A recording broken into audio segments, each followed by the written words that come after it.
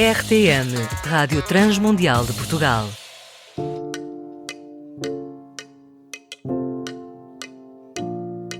O livro e o autor que vos apresentamos hoje é provavelmente dos poucos que consegue unir o mundo teológico e filosófico. E há quem diga também no mundo da psicologia.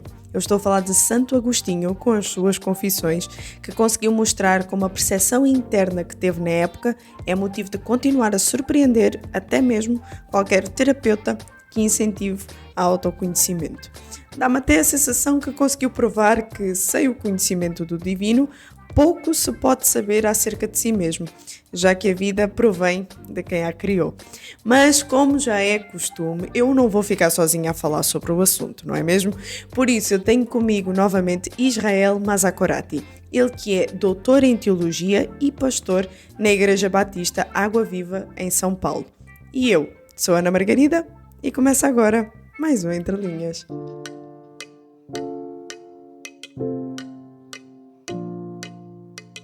Israel, nós hoje estamos de frente com uma das obras mais respeitadas mundialmente e podemos até dizer que se assemelha tanto para a teologia como para a filosofia.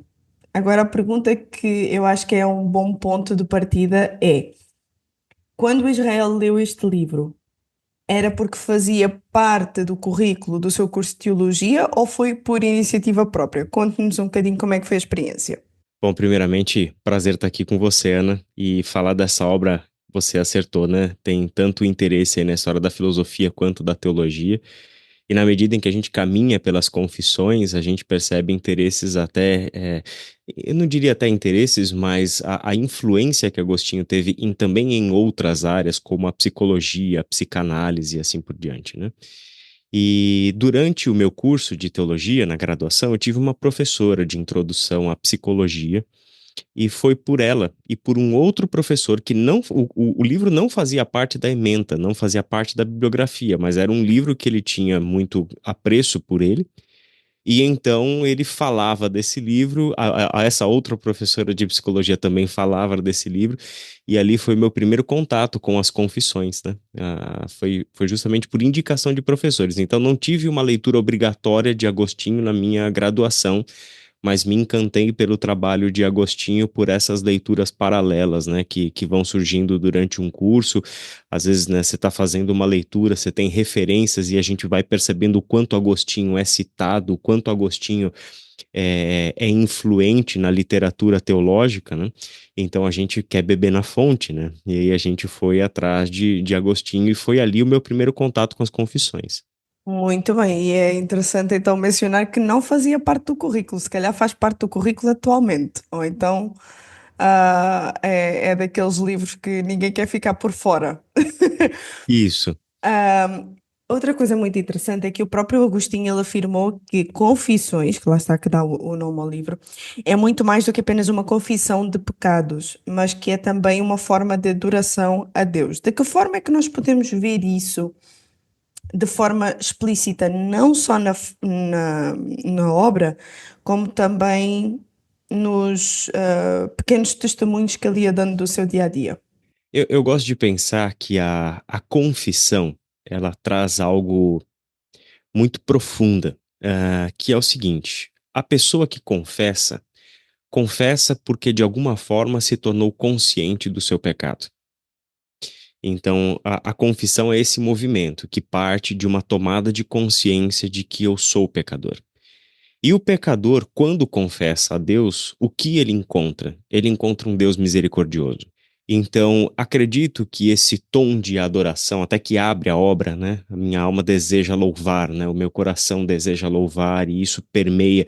Na verdade, isso está entrelaçado com todo o movimento de memória dos seus pecados, das coisas que traziam hoje para ele uma vergonha, mas também revelavam, né, os ídolos do coração dele, aonde estava de fato o coração dele. Então, o pecado para ele está muito nesse desejo, né, nesse querer, né, as coisas que não são Deus, né? Então, a adoração brota desse encontro com a graça de Deus, né? É inevitável que no movimento de confissão, uma vez conscientes do pecado e encontrando um Deus misericordioso, Só existe uma resposta humana possível para esse encontro com o Deus da graça, e essa resposta é a adoração. Essa pergunta me lembra muito toda a construção do argumento de Paulo na carta aos Romanos. E a gente sabe que foi um texto que teve uma grande importância na conversão de Agostinho, né? E todo o argumento de Paulo em Romanos é essa a exposição longa do que é o Evangelho, né? O que é esse Evangelho, que é o poder de Deus para a salvação, né? De judeus e de gentios. E quando ele termina toda a parte mais argumentativa ali da sua carta, no final do capítulo 11, o que ele faz? Ele adora. Ele rompe com um cântico de adoração a Deus, do reconhecimento da sua sabedoria, do seu poder, da sua soberania. E essa é a resposta. A adoração é sempre o ponto de chegada na vida daquele que confessa a Deus, né? Então eu enxergo dessa forma. Muito bem. Talvez eu vá dar assim uns grandes pulos na obra, mas pelo menos à medida que vai-se fazendo a leitura dessa obra, nós vamos percebendo que o autor ele não tem qualquer problema, e digo até mesmo reserva, de expor então esse seu processo de conversão. Tanto que fala daquilo que fez de errado, como também consegue perceber que a caminhada que ele percorreu contribuiu muito para que ele tivesse agora em mãos esta obra. Ou seja, é como se fosse tudo parte de um plano, tudo serviu para que depois ele pudesse escrever esta obra que relata fielmente não só a sua conversão, mas também a sua evolução espiritual, que acaba por ser um bocadinho aquilo que todo ser humano anda à procura, que é a busca pela verdade. Isso não prova que vai muito mais além do que uma pequena análise a si mesmo, porque lá está, estava a fazer referência também à psicologia. Será que isso não é também uma prova de que é muito mais do que ir à procura do verdadeiro eu? E eu acredito que e essa procura do verdadeiro eu não se encontra, porque quando de fato, da perspectiva cristã, daquilo que a gente vai encontrar na obra de Agostinho, essa procura pelo verdadeiro eu vai encontrar Deus, né? E aonde estava Deus? Ele sempre esteve lá, ele não está do lado de fora, ele está numa jornada interior e não exterior. E é lá que eu vou encontrar essa graça desse Deus, né? Não, e sem cair no erro, que seria o oposto do propósito da obra, de achar que eu sou Deus, mas é entender que esta presença de Deus na vida, essa presença graciosa de Deus na vida, e que sempre esteve lá, na vivência de cada um dos pecados, na vivência de cada inclinação corrompida do coração, Deus nunca se fez ausente, né? A graça dele sempre esteve a nos conduzir até que em um determinado momento reconhecemos esse Deus. Então, da perspectiva cristã, não tem autoanálise que não nos leve até Deus. O ser humano não pode ser compreendido se não for compreendido em Deus, né? Então, isso será sempre uma compreensão parcial. Eu entendi um trauma, entendi a consequência de um trauma, eu entendi um hábito que se estabeleceu em mim, entendi por que desse hábito, mas enquanto eu não entender todas essas coisas em Deus, eu não cheguei na verdade, né? E eu acho que tem isso o que me ajudou a compreender na obra de Agostinho, que é esse percurso para ele falar da sua conversão, e esse aspecto que você trouxe é muito importante, né? De não ter nenhum tipo de necessidade de esconder o que era o seu coração, as coisas que fez, e coisas tão singelas, né, como o roubar as peras, né, e atacar as peras. Uma coisa parece tão banal, tão sem sentido, marcá-lo tanto, né? Bom, o que que é isso, né? E aí eu precisei um pouco de contexto, então eu fui um pouco, parte do meu trabalho em Agostinho foi olhar um pouco a obra de Peter Brown, que é um grande biógrafo de Santo Agostinho. A obra dele, né, da biografia de Santo Agostinho, além de uma excelente obra a biográfica, ele é um verdadeiro tratado filosófico, né? E o capítulo que ele fala das confissões, ele explica algo que a gente, lendo as confissões, a gente não perceberia. Porque as confissões, do ponto de vista de uma obra de história de uma conversão, né, e tanto do ponto de vista literário para sua época, ela foi inovadora. E de uma certa forma até desconfortável. Por quê? Toda obra em que grandes nomes traziam ali na literatura suas histórias de conversão, a partir do momento que eles se converteram, pronto, acabou. Vida nova, página em branco, sabe? Começamos um capítulo totalmente novo em branco, então uma mudança radical aconteceu. Só que quando você lê as Confissões, você percebe que Agostinho não faz isso. Existe uma nova vida, mas essa nova vida vai fazê-lo olhar para dentro e lidar com, como uma expressão popular que a gente usa aqui, né, alguns esqueletos que estavam lá no armário dele, né? E ele vai ter que lidar com essas coisas para dizer o seguinte: olha, uma vez que nós nos convertemos a Cristo, não é exatamente algo completamente branco que está começando. Porque eu trago comigo uma vivência de pecado. Eu trago comigo inclinações de um coração que foram plantadas aqui antes da minha conversão. E elas não desaparecem no momento em que eu me converti.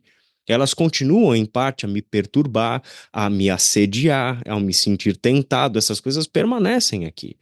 Então, ele tira essa a roupagem de uma coisa maravilhosa e um mar de rosas depois da conversão, para mostrar que ali inicia um processo tremendamente doloroso, que é o visitar as nossas memórias, visitar a nossa história, visitar o nosso passado.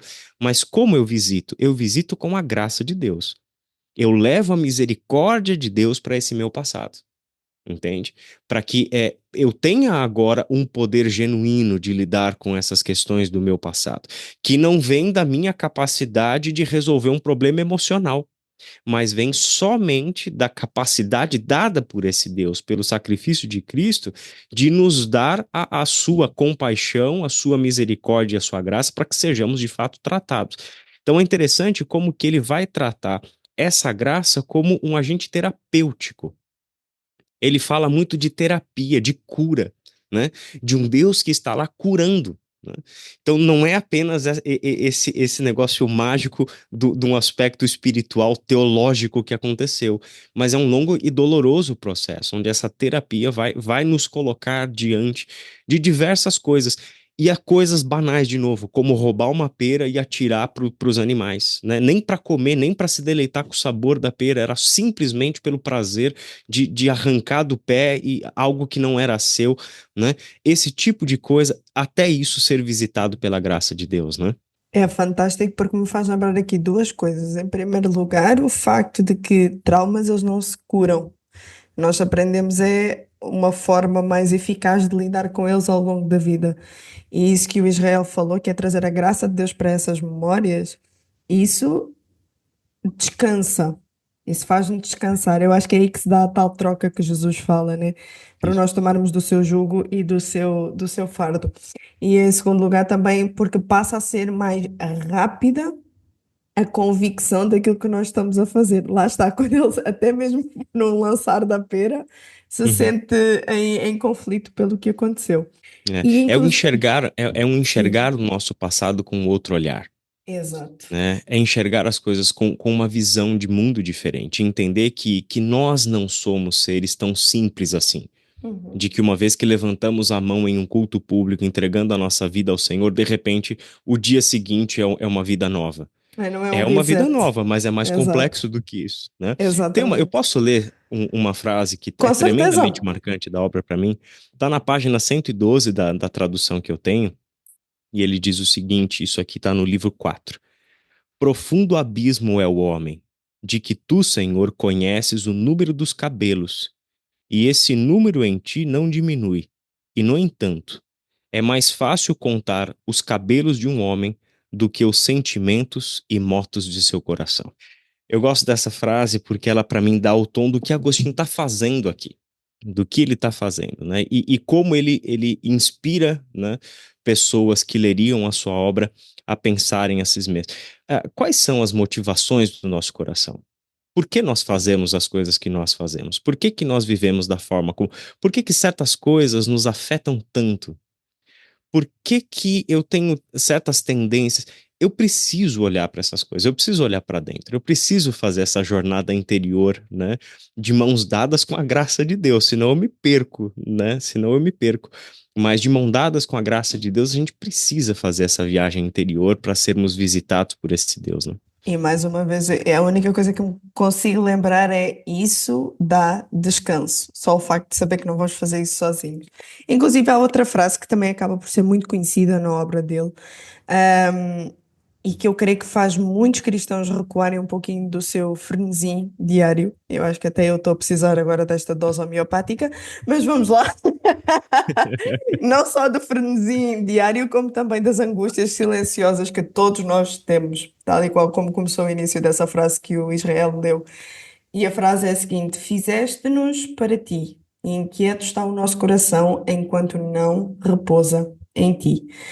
Será que aqui não está só explícito, como todos nós lutamos e relutamos para não cedermos totalmente o controle de todas as coisas a Deus, ou também está implícito todas as sobrecargas que nós trazemos ao longo da vida porque não queremos fazer essa jornada com Deus? Não, essa é uma jornada difícil, não é uma jornada simples, né? A gente pensa que Agostinho não está sozinho nessa história, né? Por exemplo, um apóstolo Paulo da vida, como teria sido essa jornada para ele? De revisitar toda a sua história, de revisitar uma vivência de compreensão de Deus e de ações, vamos lá, mais graves do que roubar uma pera, né? Ações de consentir na morte de gente, né? Em nome de um Deus, que agora ele descobriu não ser esse o Deus que ele deve servir. Então, E o essa é uma fazia com jornada muito zelo, que com está, muito zelo. está descrito, o zelo com E, que ele aí- fazia isso. e na absoluta certeza de que está vivendo na verdade. E aí, de repente, descobri que essa verdade, na verdade, era um engano. Ai, isso dá-me um susto até para mim, que às vezes eu penso Pois é, assim, gente, e se um dia acordar e tipo ter o próprio Deus, não é assim, filha. Eu assim, meu Deus, aqui o pois é, sistema dá um pânico. pois é. A gente tem essa, como vou usar essa expressão que eu gosto muito, né? A ideia de descanso para uma alma, isso é muito forte aqui. Porque a gente vai ter que descansar na graça de Deus, não tem jeito, né? A busca de Paulo por viver a verdade acaba quando ele encontra Cristo. Porque quem ele encontra é a verdade. Ele encontrou aquele que é o caminho, a verdade e a vida. Então a busca acaba ali. E eu gosto de pensar exatamente essa frase de Agostinho, né? Porque o que marca a condição humana, senão uma eterna busca por sentido, por realização de um prazer, pelo desejo que nos molda e que nos move, né? Isso é o que marca. E a gente tem isso nos é inerente na natureza humana justamente porque nós somos seres que precisam de sentido, nós somos seres que precisam realizar, satisfazer desejos, satisfazer prazeres, encontrar prazer nas coisas. Isso nos é natural. Mas por causa da nossa condição em pecado, a gente está o tempo todo procurando isso fora de Deus. A gente está procurando, querendo que as coisas façam sentido sem Deus. Então, quando nós encontramos Deus de fato, não o Deus do dogma, o Deus do texto, né? Mas o Deus vivo e verdadeiro, quando encontramos Deus, essa busca acaba. Daí o descanso, daí o alívio, né? Porque agora eu posso dizer o que eu preciso encontrei. Quem eu sempre procurei de uma forma pervertida, né? Nesse mundo, nas pessoas, em relacionamentos, eu encontrei em Deus. Daí o descanso. Né? Daí esse alívio de que agora eu não preciso mais procurar nada. De que agora eu não preciso provar nada para ninguém, de que agora eu não preciso viver ciclos, né, de culpa, de lamento, de autotortura, porque eu me frustrei, etc. Quando ele fala do falecimento de um amigo, né, o luto, ele visita aquele luto e fala, por que que aquilo me afetou tanto?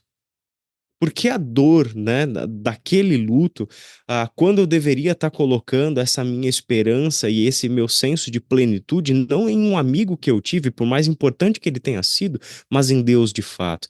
Então, esse descanso em Deus, eu acredito que vem justamente a nos confrontar, principalmente nos nossos dias, onde nós temos muito mais meios de canalizar desejos e vontades no mundo em que a gente vive, altamente tecnológico, rápido, frenético, do que Agostinho no seu tempo. Então, isso daqui marca o quanto essa obra permanece atual e talvez mais importante para os nossos dias do que tenha sido para os dias dele. Né? Porque toca demais a gente nessa verdadeira maldição de vivermos o tempo todo tentando nos preencher, nos satisfazer, nos sentirmos acolhidos, né? Nos sentirmos pertencendo a algo maior do que nós, e tudo isso fora de Deus. Né? Então, o descanso que vem do encontro com Deus, de fato, é esse alívio que a nossa alma tanto procura. A gente só não. As pessoas ainda têm a dificuldade de encontrar esse nome, de encontrar que é Deus, de fato, de que encontrar que é ali que está o alívio. Porque não pode ser tão simples assim, né? Não pode ser tão simples confiar na graça de Deus.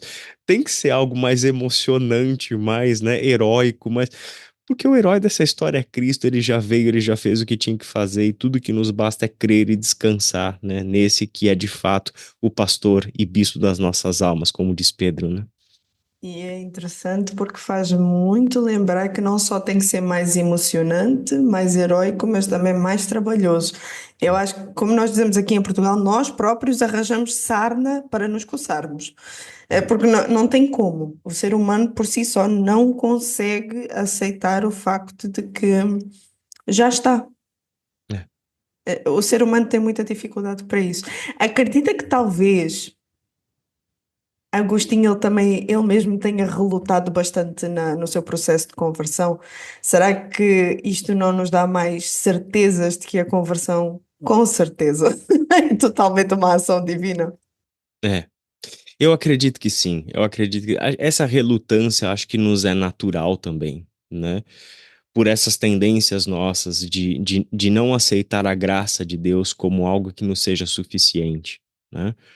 A gente pega o exemplo da Igreja da Galácia, por exemplo, em que quando Paulo escreve a carta aos Gálatas, o que está por trás de todos os assuntos e personagens daquela carta? Uma relutância em aceitar a graça, né?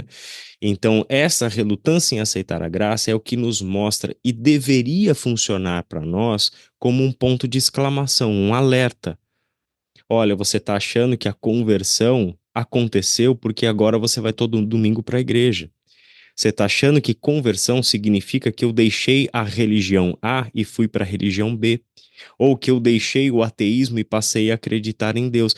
A conversão é muito mais profunda do que isso. E a palavra processo é essencial para que a gente pense em conversão. Ela é de fato um processo. As confissões mostram isso com muita clareza, né?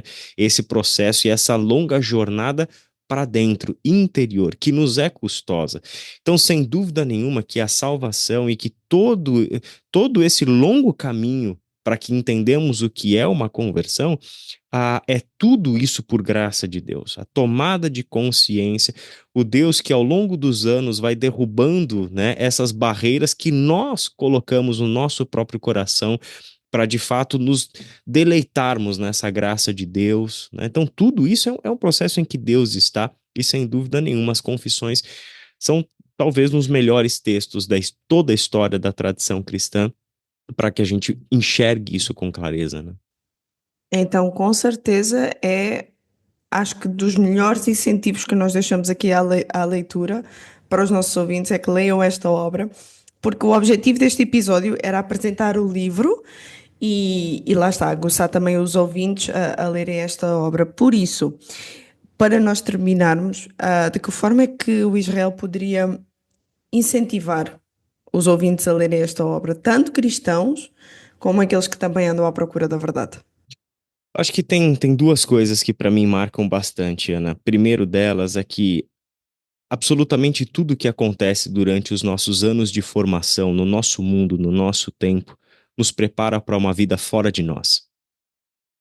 Então, nós estamos aprendendo coisas e são habilidades, sejam elas intelectuais, práticas, né, manuais, assim, para o nosso trabalho, para o nosso convívio, para as nossas relações e assim por diante. a gente vai aprendendo a vestirmos certas máscaras para estarmos em certos ambientes. Então a gente sabe o que falar, o que vestir, como se comportar ali com aquela pessoa, com aquela outra. Ou seja, nós somos treinados ao longo de uma vida para uma vida fora de nós. As confissões, elas vão na contramão dessa cultura. E elas nos propõem um caminho para dentro de nós. Ela nos propõe uma jornada interior, para entender que a verdade que nós buscamos não estará relacionada a toda essa parafernália, né, que a gente aprendeu a criar e assimilar no nosso mundo para viver, para trabalhar, para ter dinheiro e assim por diante. Mas a verdade se encontrará quando a gente for lá no âmago do nosso ser. E ali encontrarmos a graça de Deus a redimir a nossa história. Então, encontrar a verdade tem a ver com essa busca interior, né? Tem a ver com esse olhar para dentro, de novo, não sozinho, de mãos dadas com o Deus da graça, né? De mãos dadas com o Senhor que é o Senhor da vida e da nossa redenção. Então, essa é a primeira coisa, né? Em um mundo que nos prepara para fora, principalmente o mundo performático das mídias sociais, né?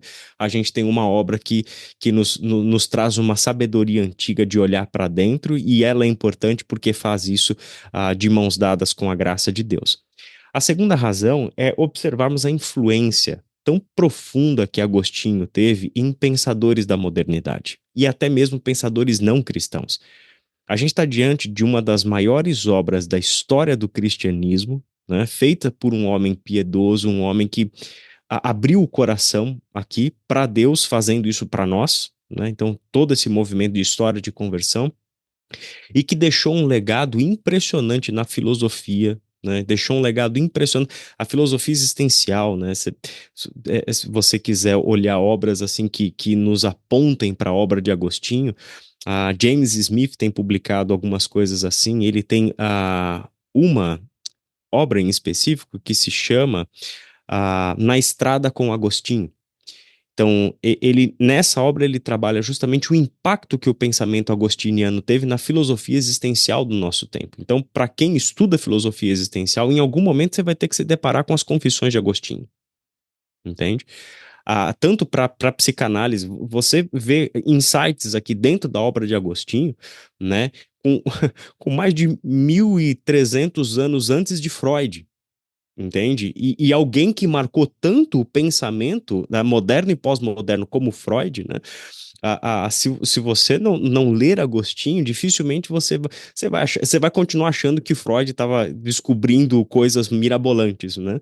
Mas, na verdade, você já vai ver que essas intuições de uma vida inconsciente, de uma vida interior obscura, isso já está lá. Né? E Agostinho está trazendo à luz ali pelo Evangelho as questões dele, né? Então eu prefiro olhar para o nosso interior muito mais na companhia de Agostinho do que na companhia de Freud, pelos resultados posteriores disso, né? Mas isso eu falo como cristão, evidentemente. Então acho que essas duas, a curiosidade, né, filosófica, e a curiosidade existencial, né, de encontrar um descanso para uma alma inquieta, né?